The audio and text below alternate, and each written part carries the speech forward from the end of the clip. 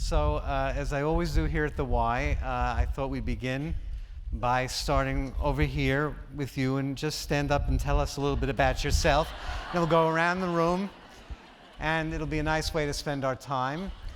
No?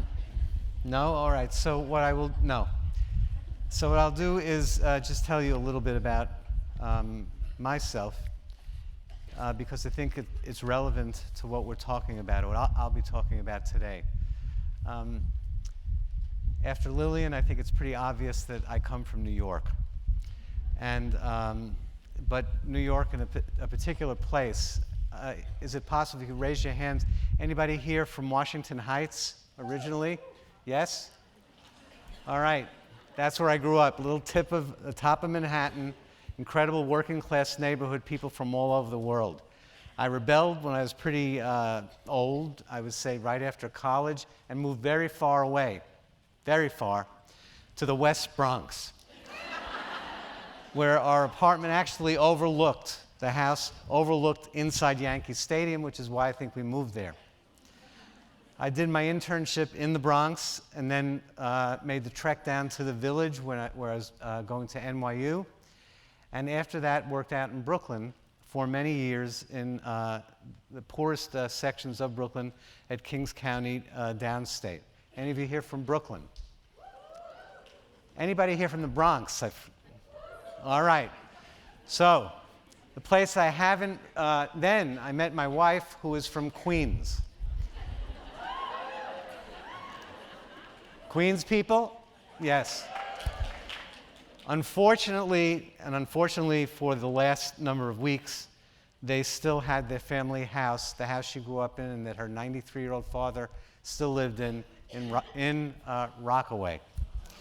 So you're going to have to bear with me in some ways because this presentation was created before, during, and after the havoc that was caused out there. All right? But after that, the only borough that I did not spend a whole lot of time in was Staten Island. However, at our senior prom, some of you may remember that the big thing to do was not a limo, but to take the ferry out to the prom. After the prom, out to Staten Island. Anybody here from Staten Island? That's where I received my first kiss from my prom date, Jill, and I understood what it meant to get a pity kiss. It's the truth. We're here to talk about the truth about our kids.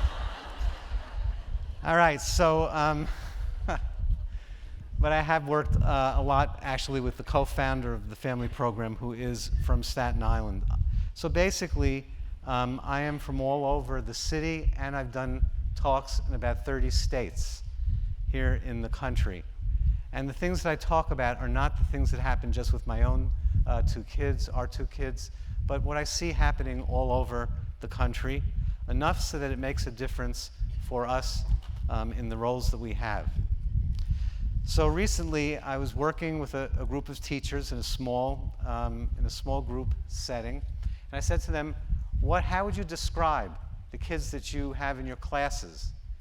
And the teachers, remarkably, no matter where I go and I ask this, they answer me, we're worried about their anxiety. I say, what do you mean their anxiety? What are you talking about?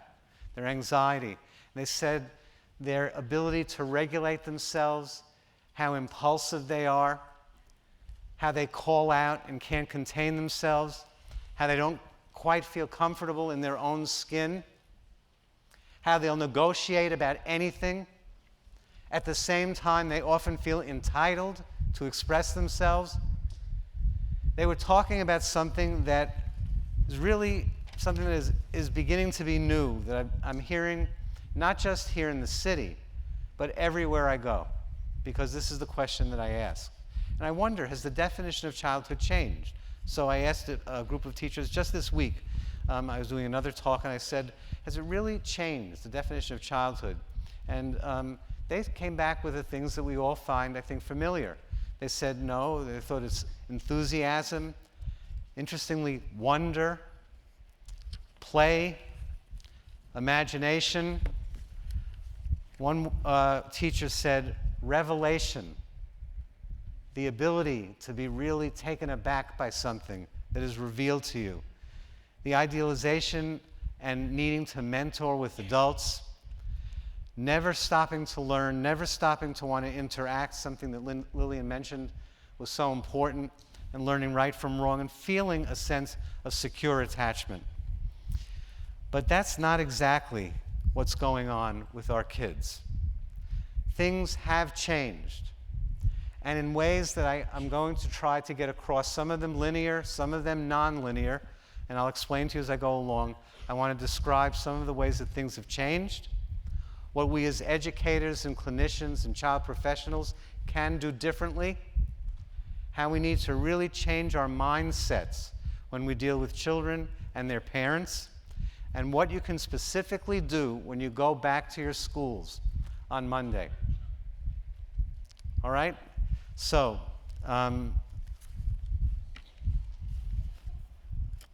they spent a lot of time, oh, here's the clicker. All right, we're going to try this, see if this works. Take down the lights. I'm not going to say anything. This should be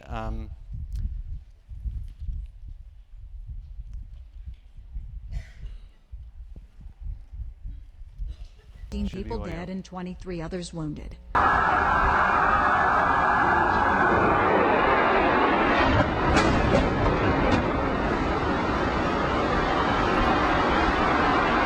Now to the tragedy in that exclusive New York City neighborhood. Horribly shocking to hear for any parent or caretaker. A mother coming home to find two of her children stabbed, allegedly by their trusted nanny. It is chaos along the Jersey Shore. The superstorm battering the barrier islands. In the crosshairs, Atlantic City. The road into this seafront town is completely submerged. Damage started early. Massive chunks of boardwalk littering the streets. Street after avenue after cul-de-sac inundated. All right. I could play clips of what our kids see, not once, or hear about not twice, but hundreds of different times. There are many preschool kids I know who thought that 9/11 was attacked 100 times over. Why? Because the clip kept playing. It has seeped into their brains. The anxiety of our age has seeped into their heads, into their brains, physiologically. It's become part of who they are. That's the obvious way that we all know that they are anxious. But there are more subtle ways that we see and we recognize and that really actually make us very anxious ourselves. Little girls entranced by a world of make-believe, playing princess, putting on makeup, wearing high heels, wanting to look older. But not this kind of older. Controversy rages over sexualization of little girls. From hit TV shows to high fashion spreads in Vogue to amateur dance sensations on YouTube, little girls are strutting their stuff before they even have any stuff. Little girls are going from toddlers to teenagers with just about nothing in between. Yeah, and how old are you, Tanner? 6. Wow. And what do you do for a living? I dance. You dance for a living? And do you like girls? You have a girlfriend? Yes. Yes?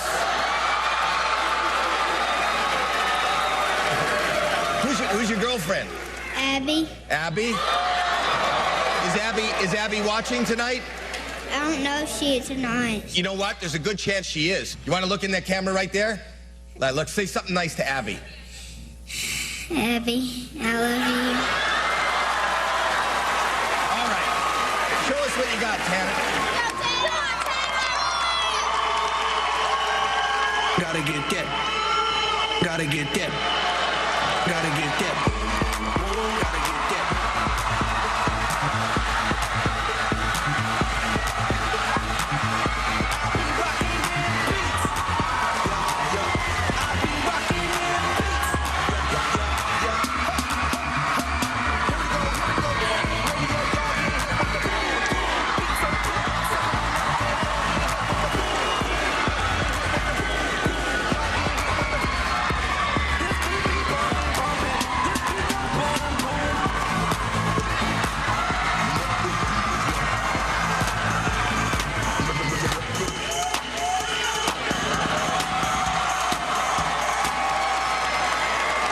we have is the rise of 360-degree immersive marketing, where you try and get around the child at every aspect, at every avenue. They go into supermarkets with them and film exactly how they look at a product, pick it up, put it back down, the way they move around a supermarket.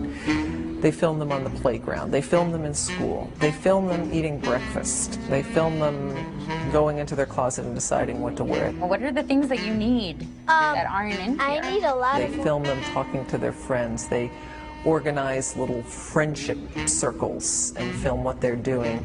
They even follow them into the bathroom. It's creepy.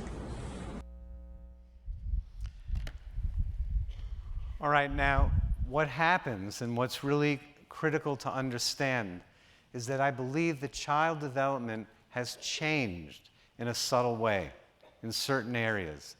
And I'd like you to just try to think about this and think about it when you watch and work with the kids that you're going to work with this next week. Number one, children basically have a kind of self-consciousness. And you see this in 3-year-olds and 4-year-olds, and the research is beginning to find it, that they're self-conscious in a way that kids didn't always used to be. They can't help it. You can't help watching or being immersed in this culture without forming some kind of self-awareness. Not just self-consciousness, but self-awareness. Developmentally, self-awareness in a really true form doesn't really happen or didn't happen until kids reached the age of prepubescence. There was some little bits of inkling of it before, but I remember very clearly with myself, and now I've learned in the literature with most other people, somewhere around 10, 11, 12, it finally dawned on me that not everybody saw me in the same way that I saw myself. That was a big deal. A depressing big deal, but a big deal. And one that we all go through. Well, kids are becoming aware of themselves as commodities, aware of the competition, of the judgment of the group. Teachers in kindergarten, who work in kindergarten, in early elementary school, and even in pre-K are beginning to tell me that they feel that there's something called kindergarten cool. Right? Do you get it? Any of you feel this or see this in your classes? The in-group, the out-group, the alpha girls, the boys, the ones who really are included and the ones who are not. So they become aware of themselves. And here's a very important distinction. I believe that children have always wanted to be older. We all did. But what I think is going on and what started to change is the children are living now internally at two developmental ages at once. They are not just 3 or 4 wanting to be a teenager and 14. They are actually internally, because of the incredible viral quality of our technological lives, they are living internally a kind of divided self, a self that wants to be a child, and a self that is experiencing, not just wanting to be in a fantasy, but is experiencing and trying to be, at all costs, a prepubescent, a teenager, someone older. When we try to raise or teach the children that we deal with, we don't know which one to raise or teach.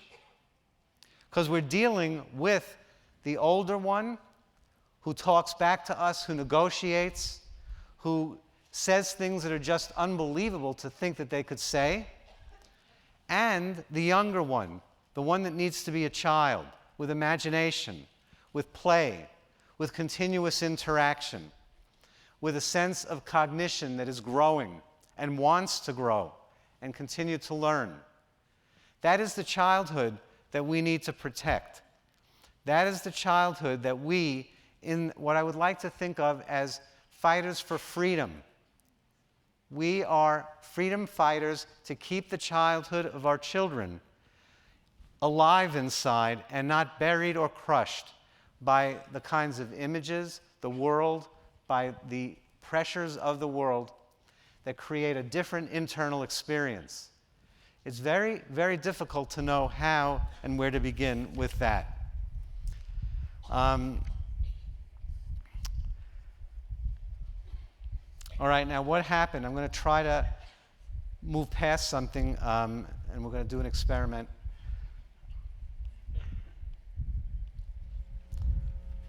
All right. What I want to do is that I want to talk for a minute is that this confusion that parents and many teachers feel has become quite profound. For example, today's adults allow for backtalk that would have brought the house down in my generation's family. I remember once I said something that was shut up. And I remember feeling like I wanted to just try to slide under the linoleum because I thought my parents lost consciousness at that moment. Now, you know and I know that kids can say almost anything they want to their parents because their parents want them to keep on talking. And I'll explain to you why in a few minutes. They want them to just be able to express themselves. Most parents today are committed to keeping open the lines of communication with their children at all costs. They display a tolerance for backtalk, an attitude that previous generations would have marveled at.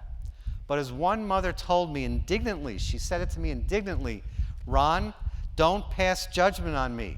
I'd rather put up with some cursing than have my kids stop telling me anything about what's going on in his life." I've heard this from thousands of parents. To be a parent today, because of this complexity of a 3-year-old who is also living on some level, either fantasy or experientially, as a 13-year-old, makes parenting very, very complicated. To be a parent today is to be regularly confused, dismayed, anxious, shocked, and furious, but also at the same time fascinated, entertained, impressed, and proud, sometimes in rapid succession. Trying to get it right while adrift in a sea of conflicting child-rearing fads, parents often hear that they're doing everything wrong. But even the criticisms themselves are contradictory. I want you to listen to this. I wrote this 2 years ago. Parents are faulted for being pressuring, right? The pressured child. At the same time for being wimpy. Managerial, while at the same time under-controlling and at the same time over-controlling. They're accused of being helicopter parents, yet uninvolved. Both pathology hunters, you know, they're just looking for what is wrong, and self-centered narcissists at the same time. Now this difficulty is a problem that faces any one of us who has children both in the classroom or who's raising children. And the pop culture a while back began to sense parents, their difficulty, their ineffectiveness, and you began to see commentary and different sorts of expressions of the way that parents were seen. For example, that you pick on him because he doesn't turn in his homework. That isn't exactly true. I asked Timmy why he wasn't doing his homework. I wanted to know if he needed help with the assignments. He needs extra time. Timmy has a learning disability. I think he's dyslexic. He has ADD. He has ADHD. He has an autism spectrum disorder. He sees a psychiatrist. He has a 504 plan. In the meantime, what can we do to help Timmy bring his grades up? I want you to tutor him. He needs extra help. I would be happy to tutor Timmy. I have tutoring groups after school on Mondays and Wednesdays. Timmy is welcome to come either day. No. Timmy is busy then. He plays soccer, and football, and baseball, and basketball, and he is on the swim team and the tennis team, and he rides horses competitively.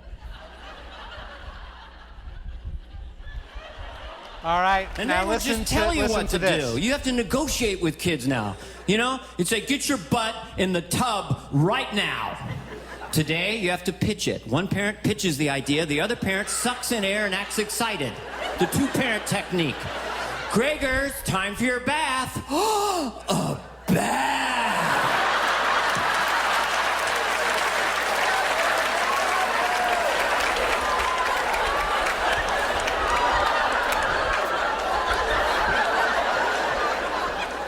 It's unbelievable, man, and we can't hurt their feelings if you're late. You're not chronically late. You have arrival postponement issues. Now, if a kid fails a test, it's deferred success. I'm not kidding. Deferred success. What does that teach the kid? Honey, I'm not impotent. That's a deferred erection.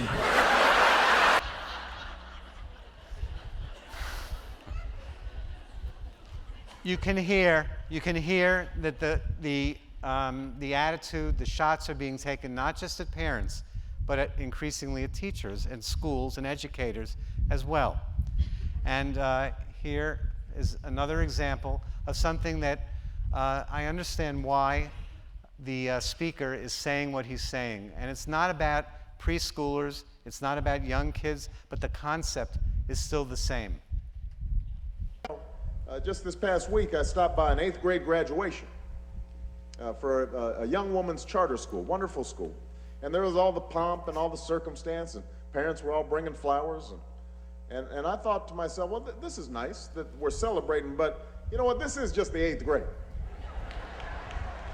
You know, when I see sometimes these 8th grade graduations, I want to remind people, now hold on a second. Hey, this is just 8th grade. So let's not go over the top. Let's not have a huge party. Let's just give them a handshake and tell them, okay, now you're going to 9th grade, and then 10th grade, then you're going to graduate, then you're going to college, maybe you'll get a PhD, maybe you'll get a law degree, maybe you'll get a medical degree. It's just 8th grade. Don't get carried away with that 8th grade graduation. You're supposed to graduate from the 8th grade.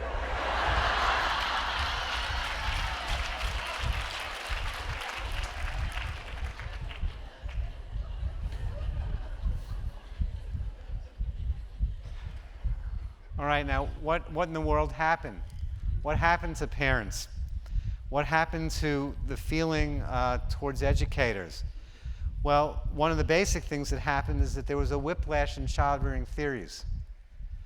They just kept changing. Every decade it went from listening to your child to tough love to self-esteem movement to the medicalization of childhood, which we're now in. You know, we now are medicalizing differences instead of trying to understand them and normalize them.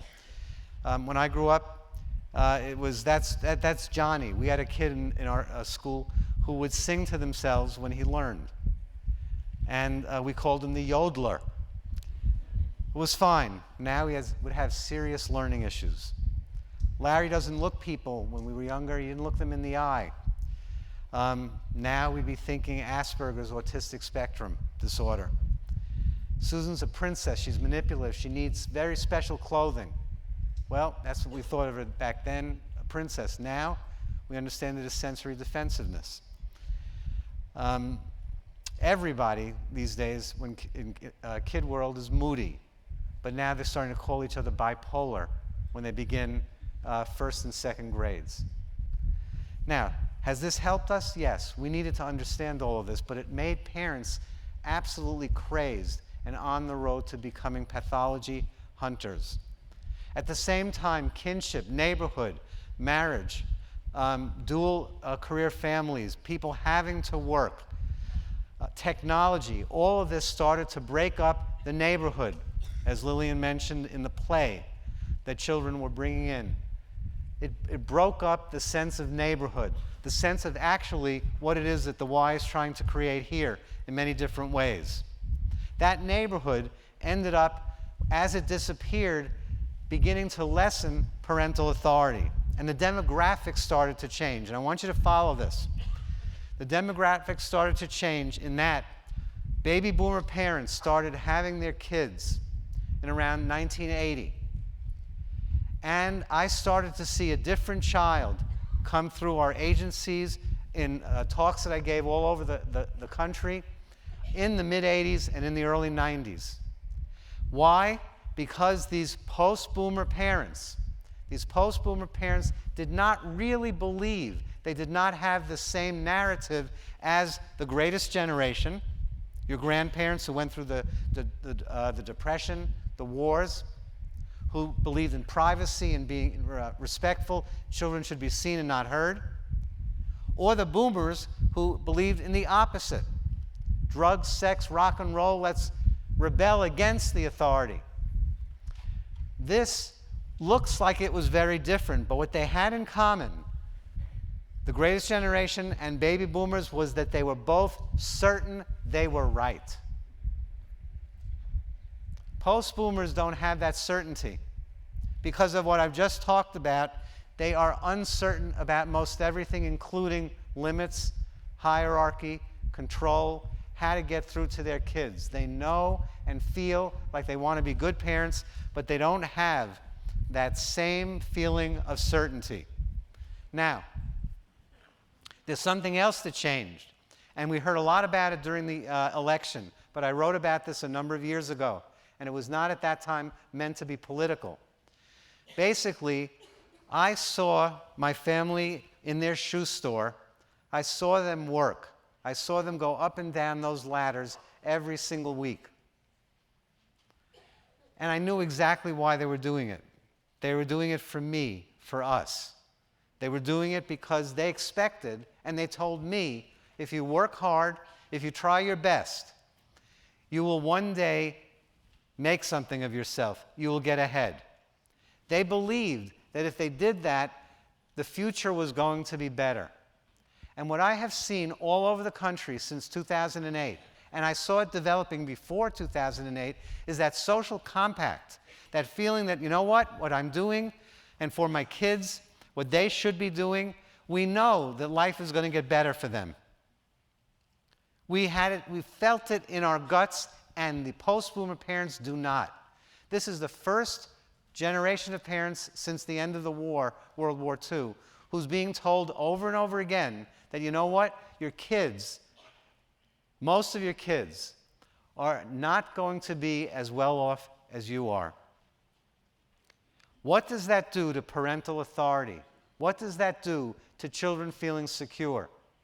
What does that do to a sense of neighborhood? The working class neighborhood that I came from. This is an unheard of thought, and yet it's not unheard of. It's across the economic spectrum.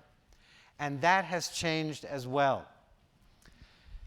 So as we look at it, we realize that kids are kids. Childhood has, in a sense, not changed, but it has.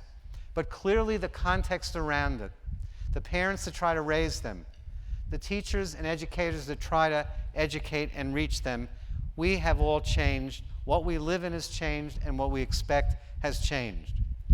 And at some point, I'm going to play you this clip. I'll explain to you why.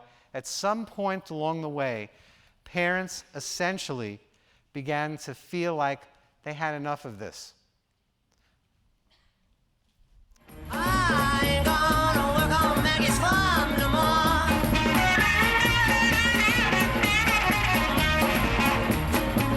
I ain't gonna work on Maggie's farm no more.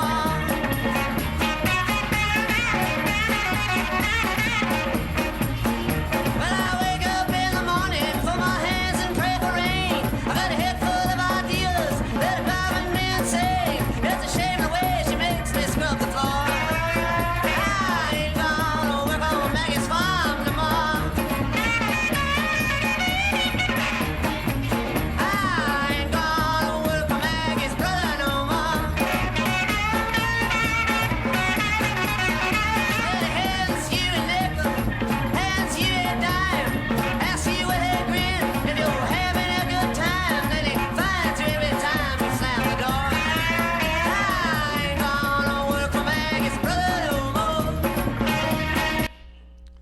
Now, why am I showing you this?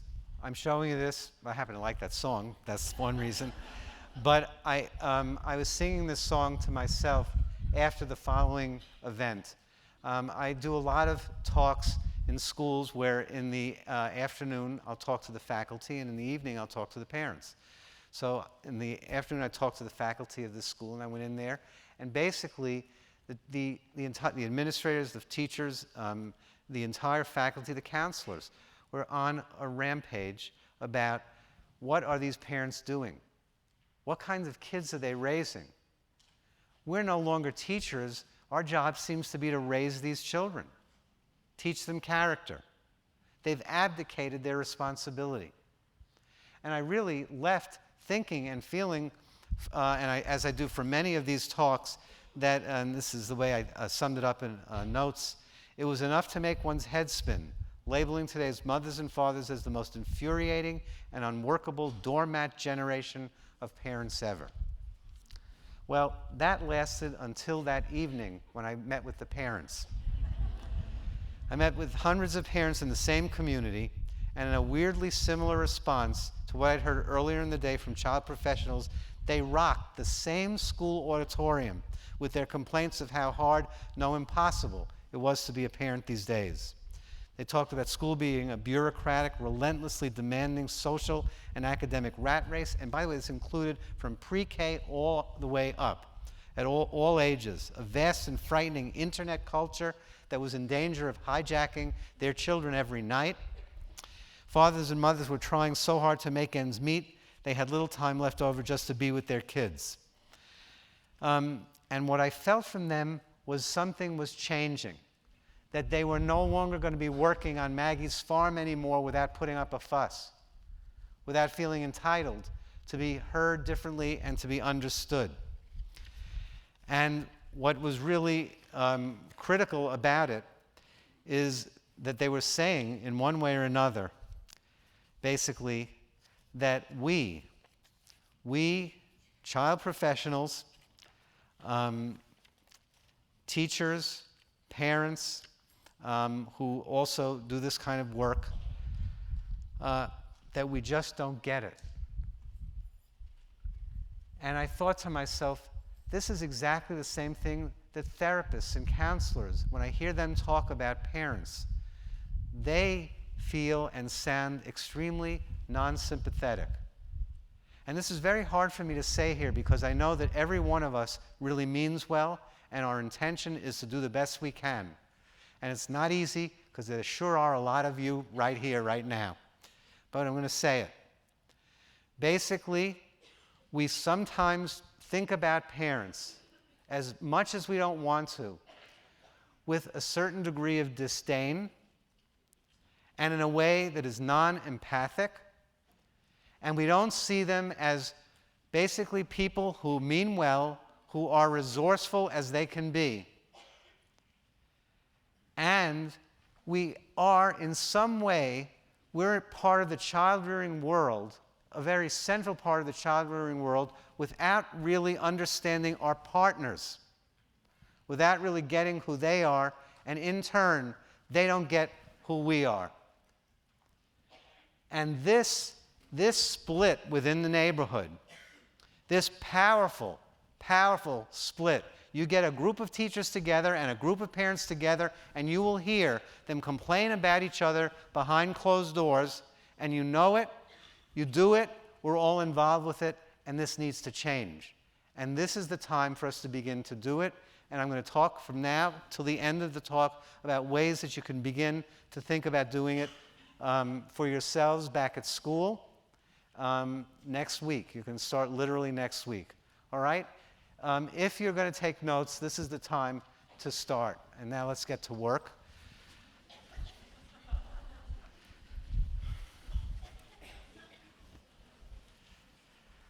One of my kids asked me, were you going to wear a jacket today when you do this talk? And I said, I'll try. All right. It's a change of mindset that you need to do and work on first. In order for our kids to be less anxious, we need to work together, as I'm saying, with parents and teachers and reimagine our relationships with them. And ready or not, basically I'm saying here, and you can either agree or disagree, or you can say we're starting to do this. And I know a lot of schools, and especially nurseries and preschools are, but not in the kind of determined, organized way that I'm suggesting we think about pursuing in our schools. We need to think about creating a community between parents, teachers, and children in which we think of it as, I've talked about this with Freda many times, as creating a town square. School is going to be the town square. The need for this, to feel a sense of community, is so strong that that's why many people are pulling their kids out of school and homeschooling them, because they don't feel it's happening. It's not just a faith-based initiative anymore, it's tripling over the last 5 years. This is why charter schools passed in California in terms of higher taxes, because people wanted a way to have some kind of smaller school to create a community. And in that community, you create a sense of a town square. And these are the most powerful ways that you can do it, the following. The first is something that is very simple, that Alvin Poussant, you know who he is, right? Alvin Poussant worked on for years. He, with Bill Cosby, wrote a book, Come On People. He's been doing this work forever. And essentially, he basically believes that we don't, in our school life, have enough of what he calls chit-chat. Non-child-centered, focused discussion, but regular chit-chat between parents and the educators. He says, I know this sounds like it's such a ridiculous small thing, but what it does is it gets parents to begin to understand who teachers really are, and it gets teachers to understand who the parents are in a way that just doesn't happen during the parent-teacher conferences that might be coming up just right now, just this month. He talks about different ways, as I do in my book, Childhood Unbound, to start to get parents and teachers to spend time to be with each other. Not a lot. I don't want to take time out of your lives. Everything that I'm saying can be done without a lot of extra faculty time. But to create small events, even if it's once a year, in which parents and teachers can actually just be with each other as human beings. The word humanizing was used in, or humanization, that our children are human beings. Well, frankly, our educators and our children and our parents don't feel like human beings. Think about yourselves in your work. Half the time you feel like a machine. Right? Half the time you feel like it's just either produce, produce, produce, and you don't really know who these parents are, except for certain times when you do get together, even when they're younger. Number two, after you get some kind of ways of having parents and teachers get together, you have to decide what the rules of engagement are between the adults. And for everyone in every school and every teacher, that may be different. It may be that you're fine with getting a lot of emails. It may be that your time of talking with the parents and your rules of engagement with parents are at drop-off or at pickup time. That may be the time. It may be that you don't mind getting called in the evening or getting texted. Whatever it is, you need to make those rules of engagement clear very early on. I've had teachers come from all over the country and the city and tell me that they need to make these rules clear within the first week. Because what happens is that the level of resentment rises so much that you end up feeling besieged by the very people that we're trying to end up partnering with. Right? You feel this at times in your own lives. You must, because the rest of the world of educators does also. That's one of the reasons, by the way, that the Reggio Open Book, raise your hands how many of you know about the Reggio's Open Book? Not that many from what I see. Basically, I may not have this exactly right, but it's a book that's left in a place where both parents and teachers can, especially parents, can have access to, and it describes little observations of what the kids were doing that day, so that a parent could see in this open book, and sometimes make comments themselves, see in this open book what their kid was doing. Now that small change in the way of thinking about how information is going to be distributed and shared between home and school makes for a huge difference in the way things feel for our children. They think, oh my God, they're talking together, especially our younger kids who need that.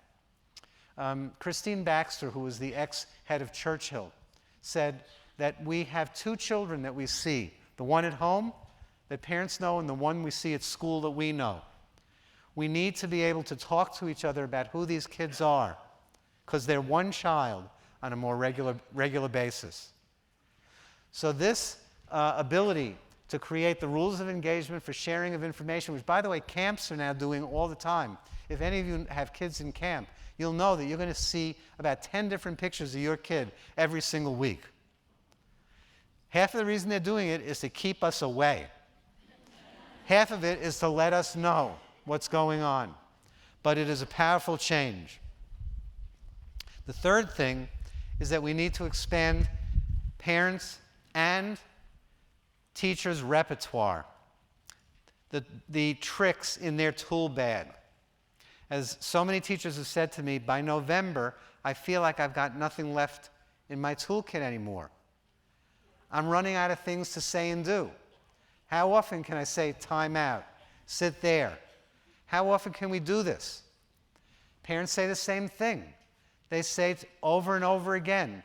I just don't know how. I want to create limits, but I don't know how to do it. And the ability for them to talk to each other is really a critical part of being able to get parents and teachers and schools and home to partner together. Now, how do you do this? Well, in school, basically I've started to do, I don't believe in these one-night stands anymore, because I think that they just don't get in a continuous way, the different mindset across. So we've had small teacher workshops, which are run during the day, and if they're not during the day, I believe in this. I'm sorry to the administrators and people who run schools, but I believe teachers should be compensated for extra time. But if it's after school, well, it's...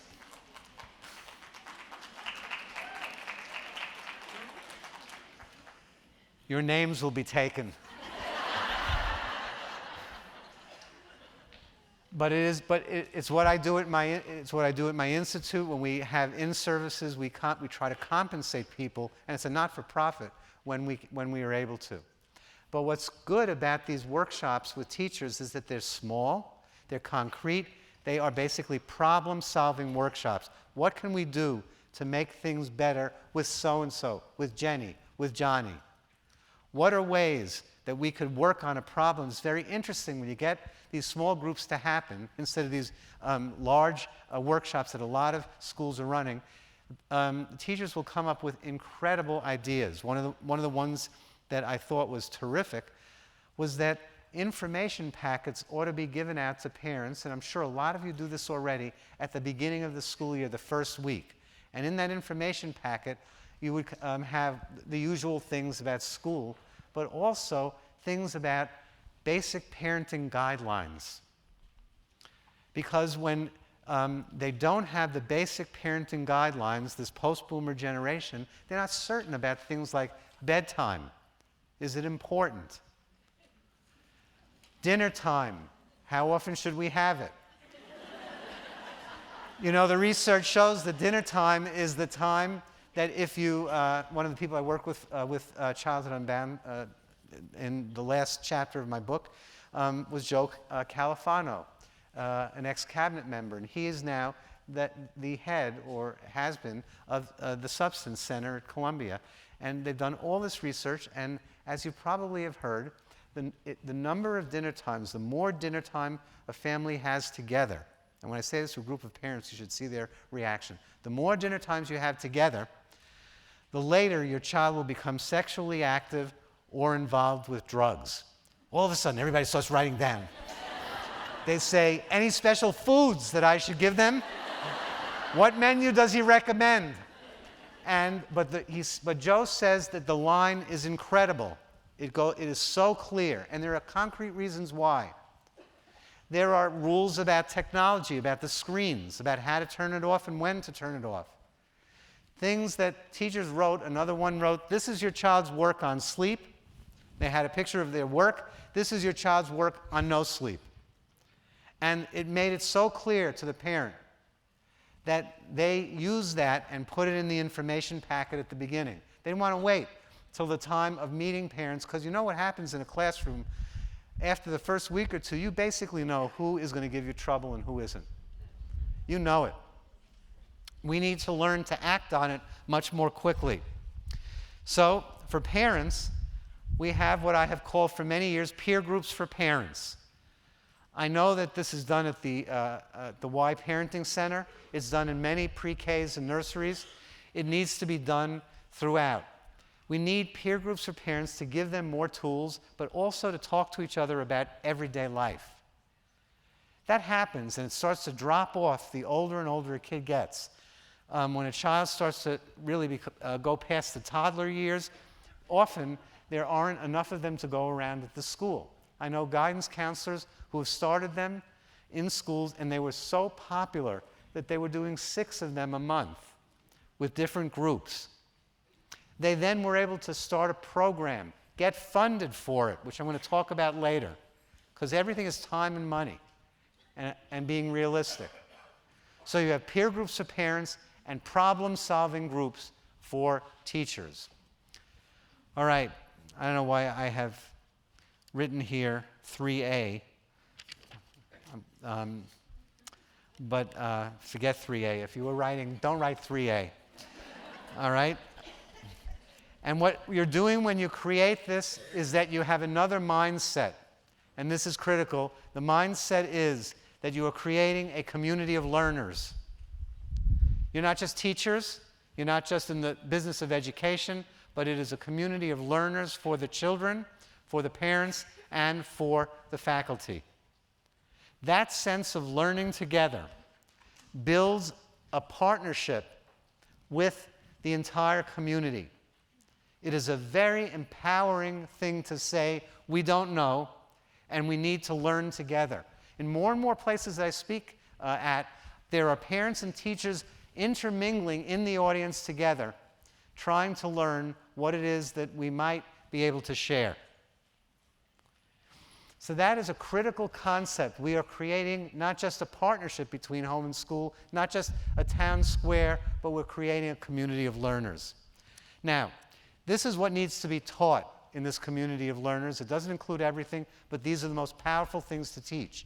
I want you to take them down, and I want you to think about whether you're getting enough of this information in your work, in your lives as teachers and as educators.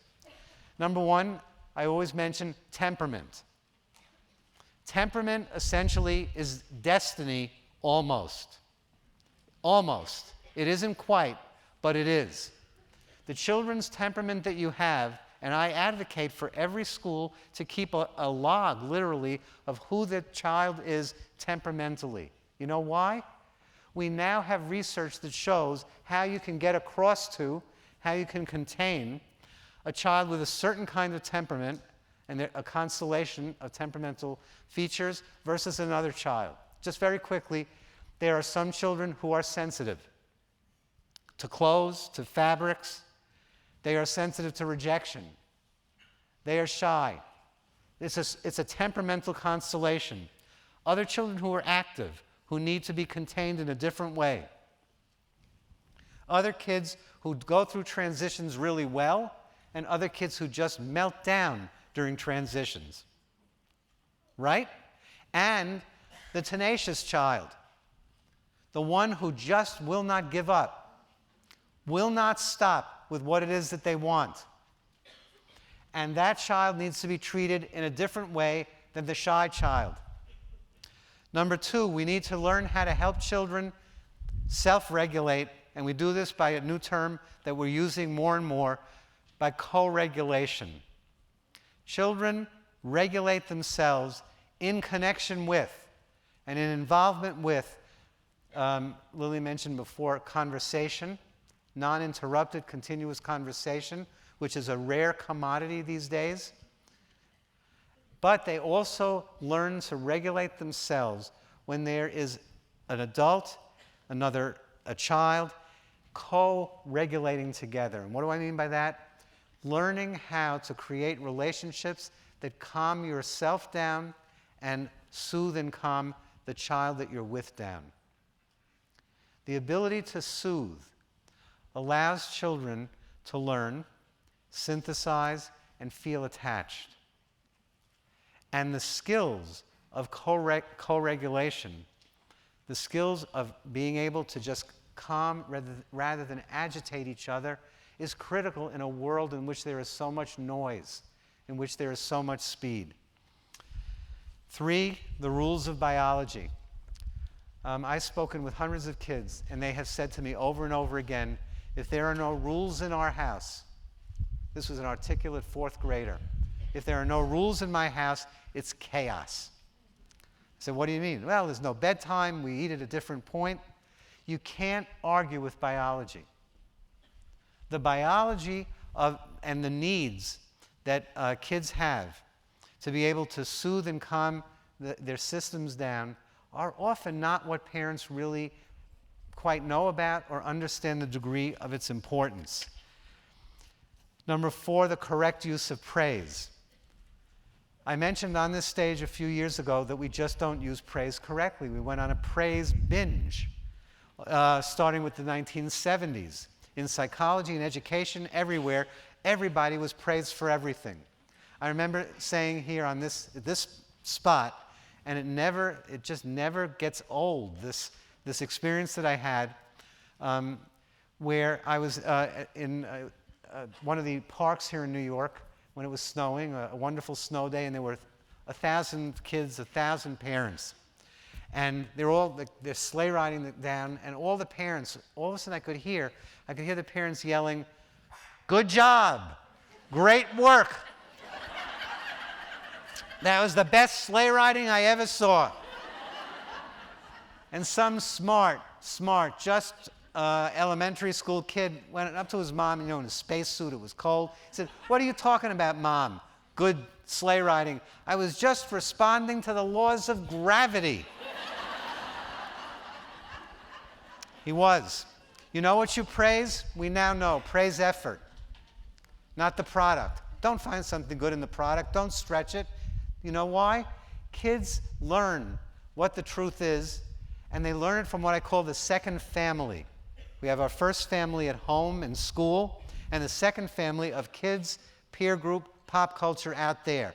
The first family at home and at school often feels like this. The second family, which is what parents and teachers feel overwhelmed by, feels like this. But the thing about the second family is that they're fairly brutally honest with each other.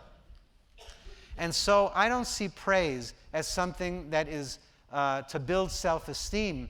I see praise from parents and educators to build trust. What gets kids to open up is number 5. Again, this is a good kind of fit with what it was that Lillian was talking about. We now know that kids open up in the middle of activities, in the middle of doing other things. They don't open up in the middle of nothing. They need a context. They need to be working at other things. That's when they open up. It's in the times when they're involved in activities. If I ask a group of parents, what were you doing when you had the last good conversation? Every single thing that they say, no matter where it is, oh, we were cooking together. We were driving back home together. We were walking back and forth from school. We were playing together. We had, if I ask teachers, same thing, circle time. It's always an activity, doing an art project. This is what people pay child therapists hundreds of dollars an hour to do, to play with their kids. Why? Because kids will open up in the middle of that play. Number 6, you're going to be learning a lot about the need for downtime in the classroom.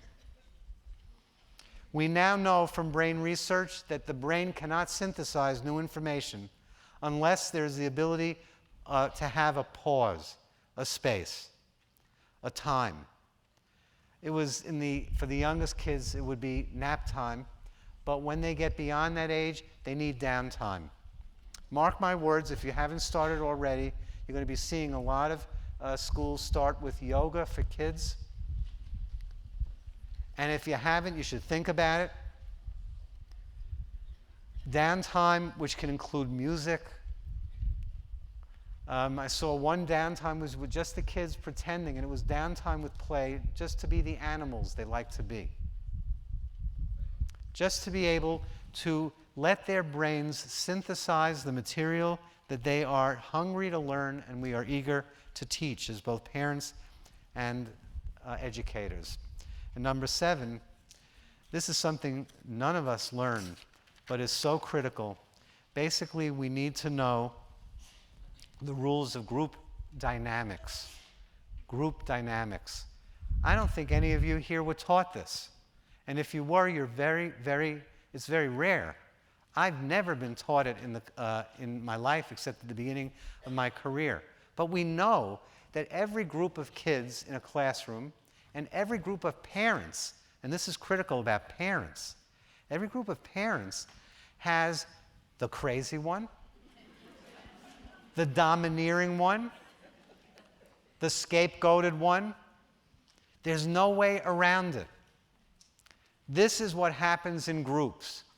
And there are ways to deal with the dynamics of the groups that you have, even with the youngest children, by understanding more about the group dynamics. And certainly, it gets very virulent when parents get into their own dynamic as well. I've always said 1 or 2 kids can bring down an entire grade. Right? Are you with me? 1 or 2. 1 or 2 parents can bring down an entire group of truly well-meaning parents. And understanding how to deal with it on a group basis actually makes an enormous difference in creating this community of learners within the town square. Now, in communities and in a town square, let's face it, communities gossip. But some of the gossip that goes on needs to be good, helpful, and empowering. And the way to do that in this day and age, in this culture, is to continue with interactive surveys, ongoing feedback loops with the parents, even with the kids.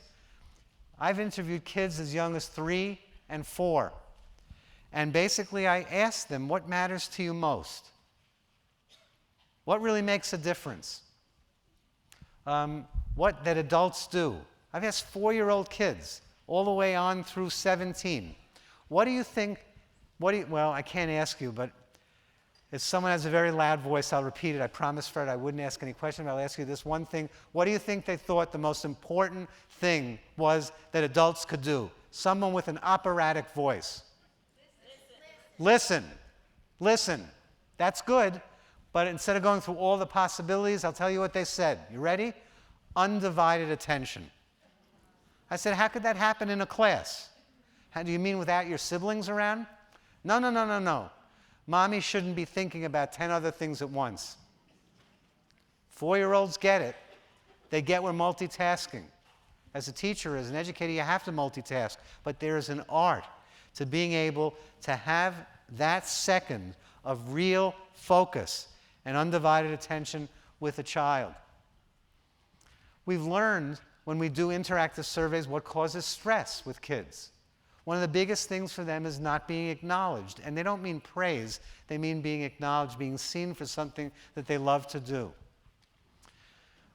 There are other things that we've learned, but you will see what happens if you go back and you do monkey surveys. In every place I go, I ask parents, for example, I stood outside a school in this neighborhood, and I asked every parent that came out, what do you do to calm down at night? So 100 parents gave me answers. I then essentially compiled them. We had the school do a newsletter and an e-blast. This turned into a column for Parents Magazine. It was the basis for one of the books that I wrote. And what you need to do with the, quote, gossip that you learn is to figure out ways to disseminate it. So the helpful things that kids tell us and that we now know matters, we should be asking parents about. What rituals matter the most? What rituals matter? You have them in your classroom. They're so important to kids in a world that is hooked on speed, in which we don't have time to be with each other. that the rituals that kids identify end up being something that people can, parents and teachers can build on in the classroom and at home. It seems simple, but it isn't. You should hear the things that parents say are rituals in their houses. And with this gossip, share it. So in schools that I work with, you'll have what are the most sacred rituals in our house? Everyone gets it. What do we do that lowers stress and calms us? Everyone gets it. What is time that really matters to us? I did a talk the other day. This was to much older kids, 7th to 12th graders. 300 of them. That's quite an experience, I have to tell you, to do a talk like that. And I was going along and I was saying this, and I asked them, what do you like to do the most? All of a sudden, these old, jaded, sophisticated, super 21st century teens said, watch TV with our parents. And I said, what? I said, watch TV with your parents? What shows? The place exploded. Everyone's screaming out in joy the shows they watch with their parents. You learn these things that you think you know and that you probably do know if you are able to just have that interaction going on. Now, what I want to talk about next, I'm going to run one more clip here. This is what happens when mothers are asked to share. You dim the lights. I am days away from change, a new place to rest my head, a place to rearrange. I am days away from waving goodbye to my friends.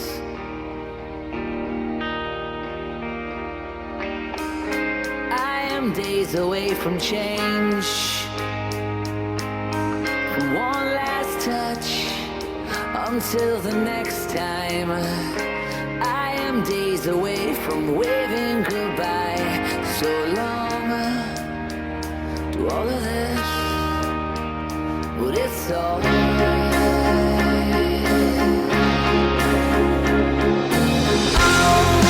Sooner or later, I change my course.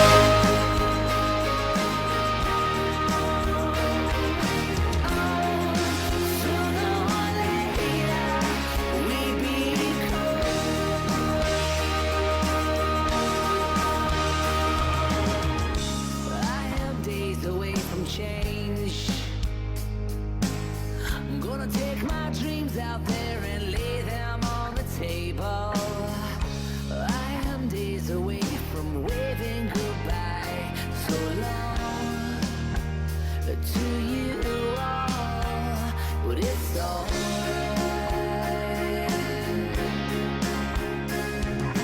Oh, sooner or later, I change my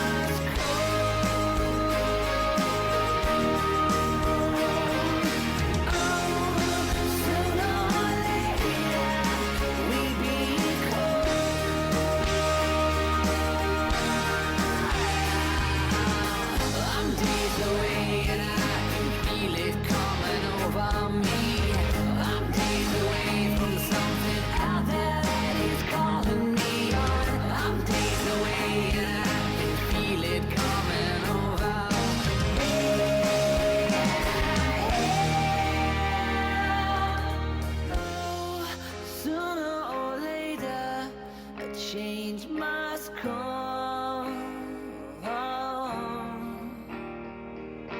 Oh, sooner or later we become.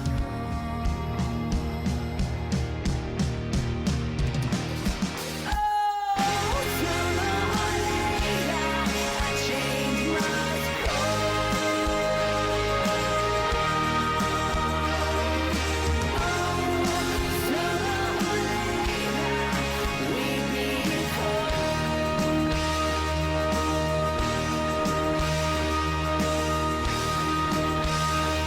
must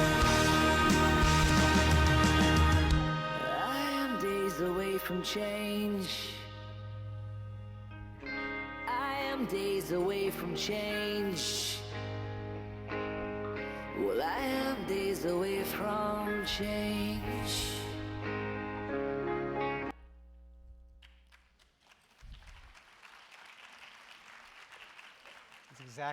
That's exactly the reaction my wife had when she saw this. It brought tears to her eyes, and I felt like it's so empowering for both parents and for school and home to understand the wisdom that exists out there, the resourcefulness, and to begin to change that mindset. And you saw the one that said, be brave. Well, the last thing that we need to create in a community of learners and in the town square is the tolerance for difference. When you have childhood as a commodity, kids starting to become worried about who they are and the way they look at such early ages, we have to start thinking that we need to develop and help our parents, our schools work together to develop a tolerance for difference. And you'll understand this right away. Make this loud, please. Yep. Ma'am, sorry, I'm sorry. Say. She said, hello, sir. No, the man behind you.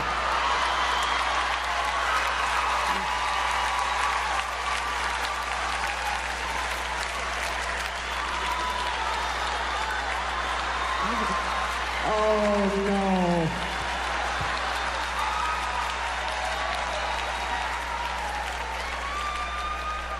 Yes, ma'am. My princess, talk to me. Oh, queen of mine. I actually just had a comment. You were a role model to me both before and especially after you came out. Excuse me, I'm sorry. And I just want to thank so much you and your wife, Anne, for coming out, because it took so much strength and courage, and you give me so much hope and promise for my future that I can be normal and fulfill my dreams. And I'm one of the people that you changed my life by coming out, and I'm living proof, so thank you.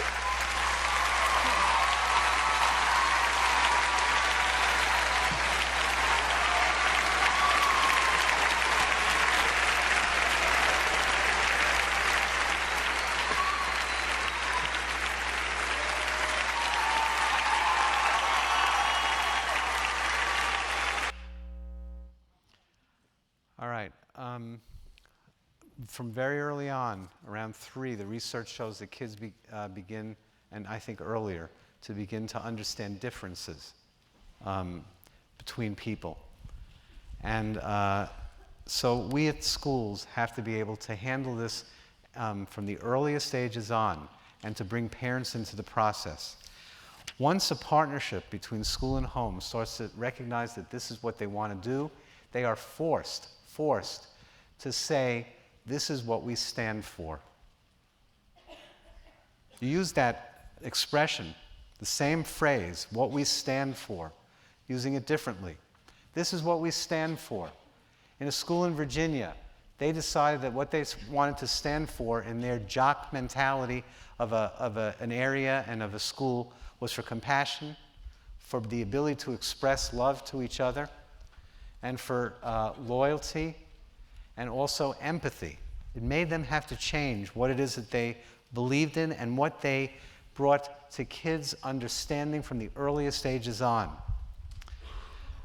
You have multi-level workshops in which you include school, home, and the professional community, who I guarantee you will volunteer to come out to be involved in this. I was involved very recently in such a program in which the school met and they broke down into 12 different groups of parents, led by volunteer professionals and volunteer counselors and teachers from within the school. The teachers and the volunteers were compensated in one way or another. But what they did is they found out that they needed to help parents begin to teach their children how to be, instead of bystanders, how to be what we're now calling upstanders. That we need to understand what is actual social cruelty and what is children being children. And the definitions we're coming to are things like what gets in the way of school, the mission of school, which is not just to learn, but to be happy, to be able to learn happily. What gets in that way has to be dealt with as some form of social cruelty that we can stand up for. And parents need to know that that's the message, and they need to know it at home. We need to share information. I sat in this room with everybody, and I was stunned that parents had no idea of the lengths to which the administration had gone, conferences they'd gone to, consultants that they had called, workshops that they had run themselves to help everybody in the school understand how to deal with social cruelty. And for 3-year-olds and 4-year-olds and 5-year-olds, it starts with exclusion and what we call microaggression, the stuff that you can't quite see that's just below the surface. Those things need to be identified because we're now learning, and you must be reading if you're seeing what's going on, that you can't do this just by bringing in a social emotional module or an anti-bully program. It has to be part of the fabric of the town square. It has to come from the top down, and it has to be something the parents do together with the faculty, because, as one parent said, when they stopped being angry at I saw it was an amazing transformation. They stopped being angry at the administrator when they learned all the things that had been done, and they said, listen, help me. You've got to give me the words. I don't know what to tell my child to say on the school bus, or what to say when somebody in school talks to them badly during recess. I can't expect my 7-year-old to be the one to take care of my 4-year-old. So they needed to have the words. All right, now I want to talk about one last initiative that was just phenomenal that I saw. In a school that was not wealthy, it was a working class, mostly working class community. They got together, the parents, and they started what they called a granting program. This granting program was a program in which they decided each year, I think you might want it, yes, they gave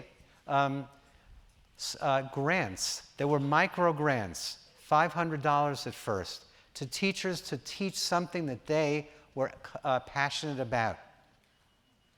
They then expanded. It was such a success because they started, one teacher was interested in autism, started a group for a resource for autistic kids and their parents.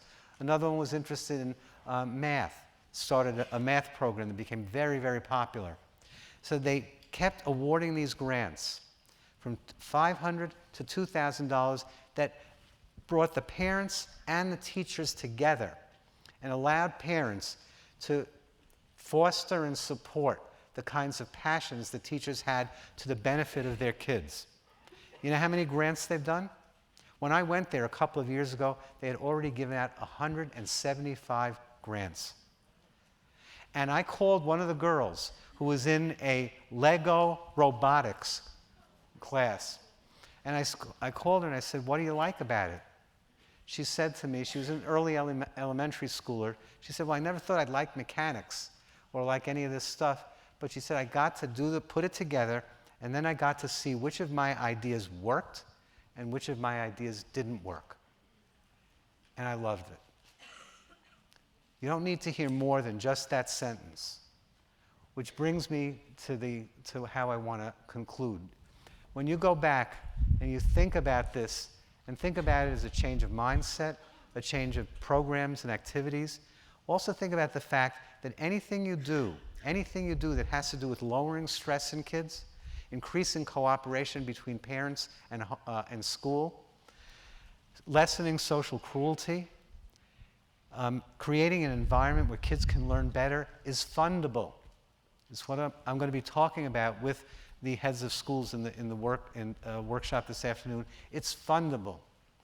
You can go out and it will attract monies. It's not easy, it's a process, but it actually can be supported. So, if you can bear with me for just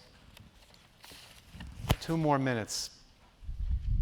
When I saw this Dylan thing, I happened to listen, the Dylan clip to another Dylan song, and at the end of it, there's this beautiful piece of poetry tolling for the aching ones whose wounds cannot be nursed, for the countless confused, accused, misused, strung out ones and worse, and for every hung-up person in the whole wide universe, and we gazed upon the chimes of freedom flashing. Now, I know it's 2012, but I have to go back quite often to my beginnings to be able and to recognize and to understand what I'm doing now, what I'm doing just even talking to you.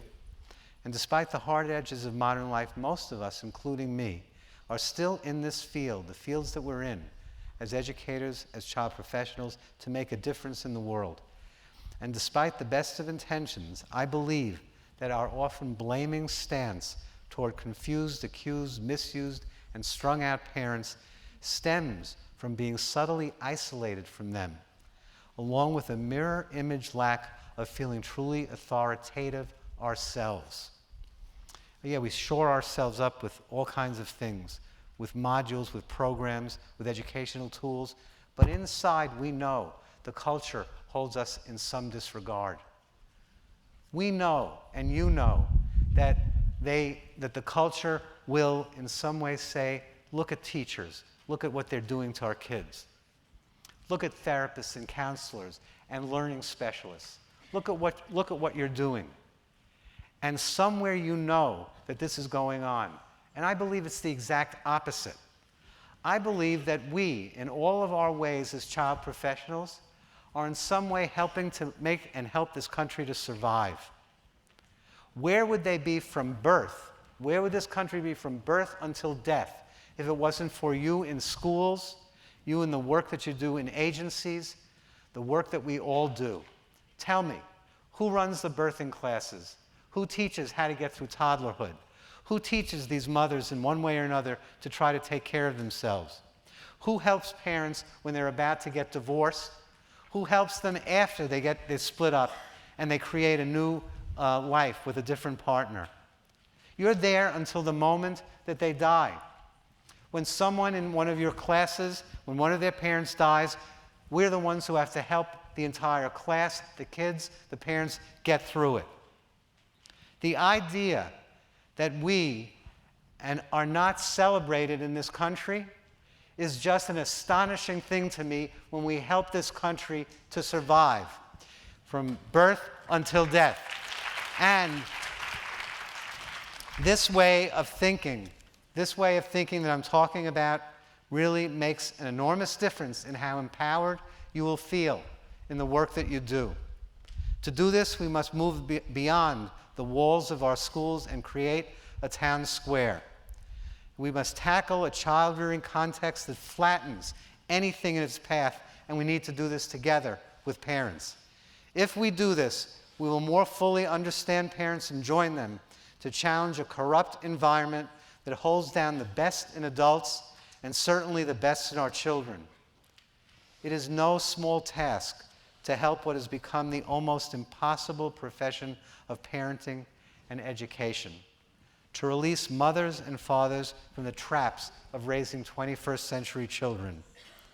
And in the end, to know many of us entered this field to make exactly that kind of difference, so that every once in a while, we ourselves can gaze upon the chimes of freedom flashing. That freedom is allowing them to keep the childhood that they deserve and that they need in order to grow. And if you use some of what we're talking about here and use the concept, which the Y is trying to do with this conference for parents now in February, Sally's right. Tell every single parent that you know in the area or even outside of the area, go to the conference. You might also tell them they could purchase one of my books. All of a sudden, I just realized I haven't said they have a few copies of Childhood Unbound. If you want to get in touch with me, it's my name, rontaffel.com. I want to thank the Y for this. I want to thank you for being here.